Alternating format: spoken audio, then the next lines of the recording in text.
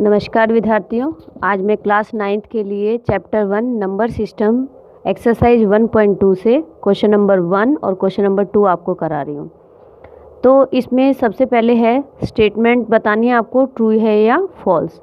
True और false हमें दिखने में तो ऐसा लगता है कि हम इजीली उसको ट्रू कर सकते हैं फॉल्स, लेकिन उसका मीनिंग समझने के बाद ही हमें उसे ट्रू या फॉल्स करना चाहिए और उसका जो एग्जैक्ट मतलब सॉल्यूशन आना चाहिए वो भी पता होना चाहिए कि ये वास्तव में ट्रू है या फॉल्स क्यों आया। तो फर्स्ट है, देखिए, every irrational number is a real number. अब देखिए वो कह रहा है कि जो सारे इरेशनल नंबर हैं क्या वो रियल नंबर होते हैं या नहीं। तो इस कंसेप्ट को समझने से पहले आपको मैं कुछ इम्पोर्टेंट पॉइंट बता रही हूँ, तो वो आप देखिए नीचे।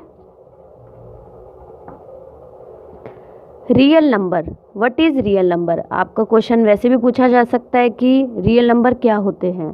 तो रियल नंबर जो है रेशनल और इरेशनल का कॉम्बिनेशन है, तो इट मीन्स दोनों को मिलाकर आपका क्या बनता है, रियल नंबर। रेशनल नंबर कैसे लिखे जाते हैं, P/Q की फॉर्म में, तो 2/3 1/2। और इरेशनल कैसे लिखे जाते हैं, आपके रूट में लिखे जाती हैं जो वैल्यू, वो आपके इरेशनल नंबर कहलाते हैं। अब देखिए इसी के साथ मैं आपको नंबर लाइन भी बताती हूँ कि नंबर लाइन आपको वैसे तो पता होगा, पहले आपने पढ़ा होगा कि ये एक नंबर लाइन है, सेंटर में जिसके 0 लिखते हैं हम, और राइट हैंड में पॉजिटिव नंबर आते हैं और यहाँ पर आपके नेगेटिव नंबर आते हैं। तो ये आपका क्वेश्चन 2 से रिलेटेड है, बट नंबर लाइन आपको पता होनी चाहिए कि यहाँ पर पॉजिटिव नंबर शो करते हैं और यहाँ पर नेगेटिव। अब देखिए मैं उसका सॉल्यूशन कर रही हूँ। Every irrational number is a real number, तो वो कह रहा है कि इरेशनल जो है वो रियल है या नहीं, ये है ट्रू हमारा। इसका आंसर आएगा आपका ट्रू, क्योंकि जो रियल है वो रेशनल और इरेशनल दोनों के कॉम्बिनेशन से बना है। तो इरेशनल को अगर हम रियल भी कहें तो it is not false, it is true. तो हम इसको कह सकते हैं कि इरेशनल जो है रियल नंबर है।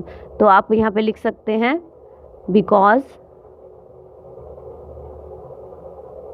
Real number contain irrational number. बस इतना भी आपके लिए सफिशेंट है, true because real number contain irrational number. अब देखिए second, every point on the number line is form of the root m।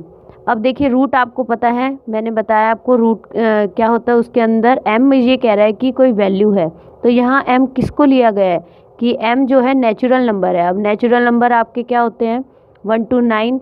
It means कोई भी जो नंबर है वो आपका 1 से जो अबव हैं वो सारे आपके नेचुरल नंबर हो गए।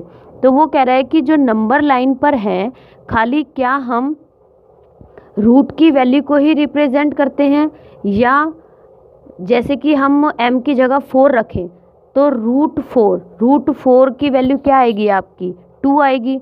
तो ये भी हम नंबर लाइन पे शो कर सकते हैं। लेकिन आपने देखा होगा कि नंबर लाइन पे पॉइंट्स यानी कि √2 और √3 की वैल्यू आप जब निकालते हो तो उसके बीच में बहुत सारे नंबर होते हैं। जैसे कि देखिए, तो यहाँ पे आंसर आपका क्या रहेगा, फॉल्स। पहले तो ये लिखें, यहाँ पर √2 और √3 इसके बीच में आपके काफ़ी सारे नंबर आ जाएंगे, क्योंकि जब √2 की आप वैल्यू निकालते हैं तो मैं आगे आने वाली वीडियो में आपको √2 और √3 की वैल्यू कैसे निकालते हैं वो भी मैं आपको बता दूंगी। तो इसके बीच में काफ़ी सारे नंबर आते हैं जो वो भी शो किए जाते हैं ये। लेकिन इस क्वेश्चन में कह रहा है कि खाली हम रूट इसी की वैल्यू शो करते हैं और दूसरी नहीं करते, पर ऐसा नहीं है, क्योंकि हम पॉइंट्स भी शो कर सकते हैं नंबर लाइन पे। तो हम इसका आंसर लिख सकते हैं। इसका एक और एग्जांपल बता देती हूँ मैं आपको। जैसे कि √4 है, √4 इसकी वैल्यू क्या होती है, 2। तो 2 भी हम क्या करते हैं नंबर लाइन पर शो करते हैं। तो √2 और √3 के बीच में, ये मैं आपको नेक्स्ट वीडियो में ज़रूर बता दूंगी। अब देखिए third, every real number is an irrational number. तो वो कह रहा है कि क्या रियल नंबर इर्रेशनल हो सकता है? नहीं, क्योंकि अगर छोटी चीज़ जो है वो किसी बड़े बॉक्स में आ सकती है, लेकिन बड़ी छोटे में नहीं आ सकती। इसका ये जो प्रोसीजर है, कंसेप्ट है समझने का, बहुत मतलब ध्यान रखने वाला है। वो आप रख सकते हैं इस चीज़ से कि छोटी चीज़ बड़े बॉक्स में आ सकती है, लेकिन बड़ी चीज़ छोटे बॉक्स में नहीं आ सकती। तो आप इसका आंसर क्या लिखेंगे? फॉल्स। क्योंकि जो रियल नंबर है वो इर्रेशनल और रेशनल के दोनों के कॉम्बिनेशन से बना है, लेकिन ये कह रहा है कि रियल नंबर इर्रेशनल। भाई सारे जो रियल नंबर हैं क्या खाली वो इर्रेशनल होते हैं? तो आप इसका आंसर क्या लिख सकते हैं? फॉल्स। इसका रीज़न लिखेंगे तो क्या लिखेंगे आप? Because real number is combination of rational and irrational also। अब देखिए question number 2, are the square root of all positive integers. वो आपसे कह रहा है कि जो सारे पॉजिटिव इंटीजर हैं, इंटीजर के बारे में आपको पहले भी बता चुकी हूँ, all positive and negative numbers and zero also are called integers.